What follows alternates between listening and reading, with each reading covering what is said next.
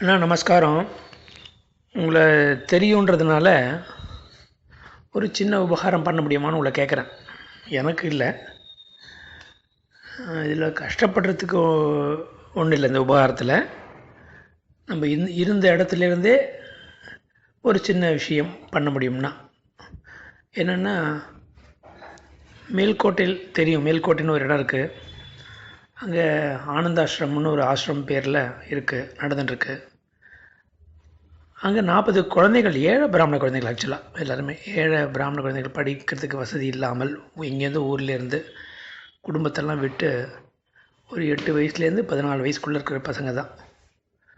பலவிதமான எஜுகேஷன், சம்ஸ்கிருதம், வேதம், பிரதானம், இது போக அவளுக்கு சமைக்கிறது, கோலம் போடுறது முதற்கொண்டு, திருவாராதனம் அப்படின்னு நம்ம சொல்கிற சுவாமியினுடைய நிவேதனம், அந்த சோஸ்திரங்கள், வழிபாட்டு முறைகள்,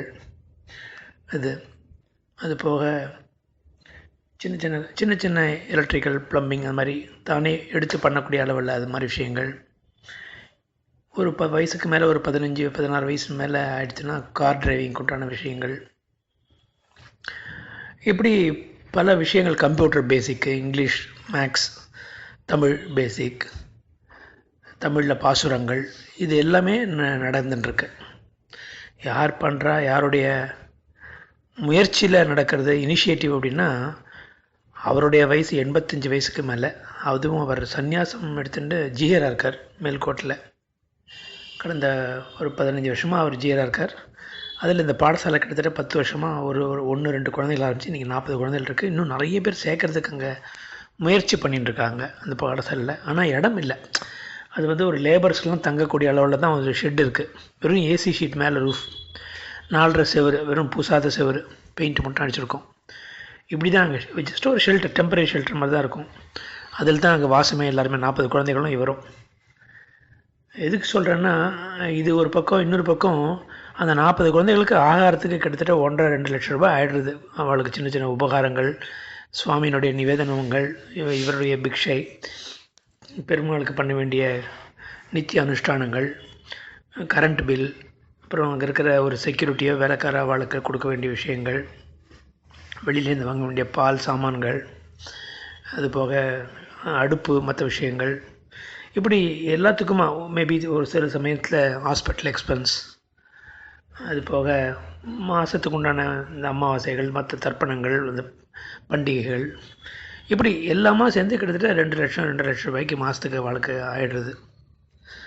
அவளுக்கு பேங்க் பேலன்ஸ்னு எதுவும் கிடையாது, சொத்தும் எதுவும் கிடையாது. ஆனால் நிறைய பசங்களை சேர்த்து விடுறதுக்கு அந்த வட்டாரத்தில் வந்து சுற்றி இருக்கவளும் ரொம்ப பிரயத்தனை பண்ணுறா. இவள் முடியலன்னு விட்டுடுறா. இருக்கிற குழந்தைங்களுக்கு பார்த்துக்கிறதுக்கும் பண்ஸ் இல்லை.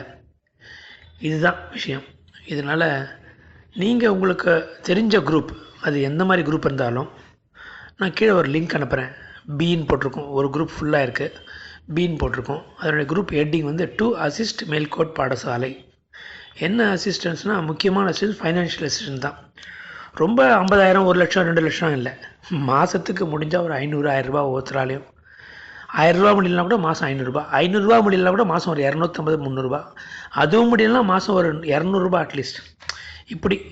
ஆனால் ரெகுலராக முடிஞ்சால் இதை பண்ணான்னா அந்த பசங்கள், ஏழை பிராமண பசங்களுக்கு ஒரு படிப்பு கிடைக்கும், ஆகாரம் கிடைக்கும், இருக்கிற இடம் கிடைக்கும், அந்த கொசு மற்ற விஷயங்கள், குளிர்லாம் இல்லாமல் தூங்க முடியும், பெருமாளுக்கு நிவேதனம் நடக்கும், அந்த ஜிஆர் வந்து கொஞ்சம் திருப்தி அடையலாம். அட்லீஸ்ட் ஃபைனான்ஷியல் சஸ்டைனபிலிட்டி இருக்கே ஒரு 5-6 மாதத்துக்குன்ட்டு.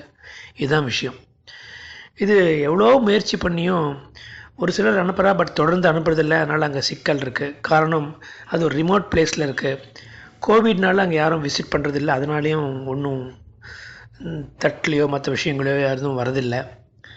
கொஞ்சம் முயற்சி பண்ணி ஒரு சின்ன உபகாரம் தான் நான் கேட்குறேன் உங்கள்கிட்ட. கீழே அனுப்புகிற லிங்க்கை உங்களுக்கு முடிஞ்ச உங்கள் குரூப்பில் இருக்கிற, நீங்கள் என்னென்ன குரூப்பில் இருக்கீங்களோ அந்த குரூப்லாம் ஒரு ரிக்வஸ்ட் வச்சு, தப்பாக நினைக்காதீங்கன்னு சொல்லி, இது ஒரு எஸ்ஓஎஸ், சேவ் அவர் சொல்கிறோம் இல்லையா, அது மாதிரி சமயத்தில் வேணும்னா பிளட்டு கேட்குறா, அது கேட்குறா இல்லையா, அது மாதிரி ஒரு அந்த அளவுக்கு ஒரு உபகாரம் தான் அது. வேதம் இல்லைன்னா நம்ம பாரத பூமி இல்லை. வேதம் இல்லைன்னா, இன்னும் சொல்லப்போனால் நம்ம பிராமணர்கள் எல்லாருமே அனுஷ்டானம் 40 அனுஷ்டானத்தில் நிறைய அனுஷ்டானம் தெரிஞ்சுக்கணும். அதுதான் நம்மளுடைய கவனம் இருக்கணும். நம்ம எல்லோரும் திசை மாறி போயிட்டோம், கிராமத்தை விட்டுட்டோம், ஊரை விட்டுட்டோம், அக்ரஹாரத்தை விட்டுட்டோம், எங்கேயோ இருக்கோம். அப்படி இருக்கிற சூழ்நிலையில் ஏழை பிராமணர்கள் அவள் குழந்தைகள் அமைச்சிருக்கா, பேரண்ட்ஸ் இங்கே இருக்கா, பசங்க இங்கே இருக்குது. தீபாவளிலாம் இப்படி தான் பண்ணால், அதுவும் சம்பிரதாயத்தில் விட்டு கொடுக்காம எண்ணெய் தேய்ச்சி இது பண்ணி நலங்கிட்டு எல்லாமே அவரே பண்ணுறார். அந்த ஜிஆர் சுவாமிகள் ஒரு வாலண்டியர் மாதிரி வச்சுருக்கார். அவளும் வேதம் படித்தவர், அவள் 2 பேர் தான் பண்ணிட்டுருக்கா.